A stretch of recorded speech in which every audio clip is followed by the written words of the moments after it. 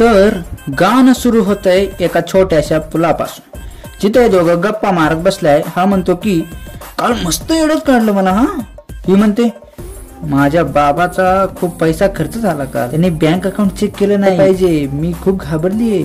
हा म्हणतो घाबरू नको, मी रील्स बनवून करीन परत. मैं क्या बोलता हूँ, मांडवली कर लेते क्या. ही म्हणते एक काम कर, माझ्या घरी येऊन दाखव, चॅलेंज करते काय. हो गाण्याची डिमांडच आहे ना, आणि बाकीची बडबड आपल्याला काय फायदा नाही त्याचा एवढा.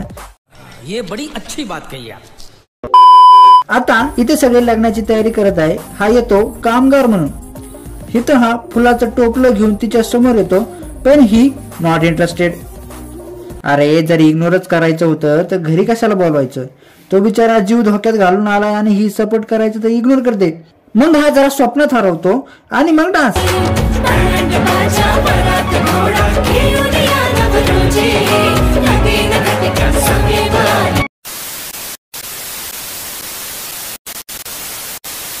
तेवढ्यात तिथे येतो हा व्यक्ती. हा त्याला घाबरून पळून जातो. ह्याचे एक्सप्रेशन तर असे आहे जसं काय हा म्हणतोय की अपना काम करना. हा भिंतीवर हात काढून नाव लिहितो, पण हा पुसून टाकतो. पुसून नाही, रंगवून टाकतो. वाह क्या एक्टिंग कर रहा है.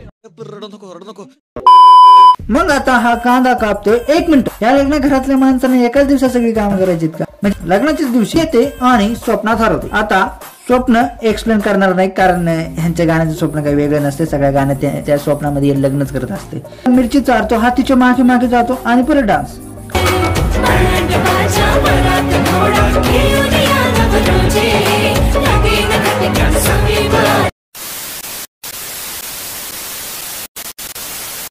आता माणूस परत आला आणि म्हणतो अरे काम करायला आला आहे तर काम कर ना.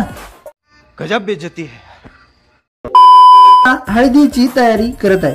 आता तिला इग्नोर करत आहे. आता ह्यांच्या हळदीचा कार्यक्रमात ह्यांचाच कार्यक्रम चालू आहे. मग परत डान्स.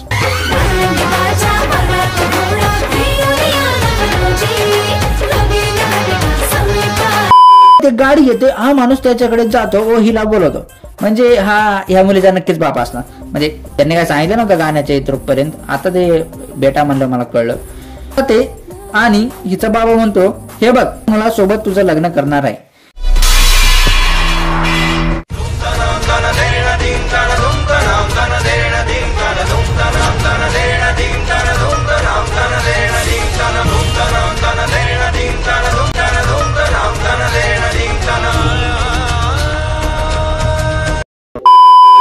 तिथून निघून जातो आणि झालं, संपलं गाणं. ह्या गाण्यातून काय शिकलं.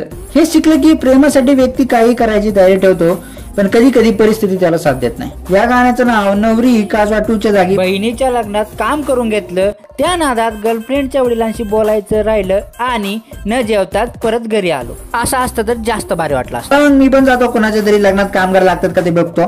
बाकी गाणं छान आहे, तुम्ही सुद्धा एकदा नक्की ऐका. सबस्क्राईब करा लवकर. काय याड्यासारखं करताय. चला.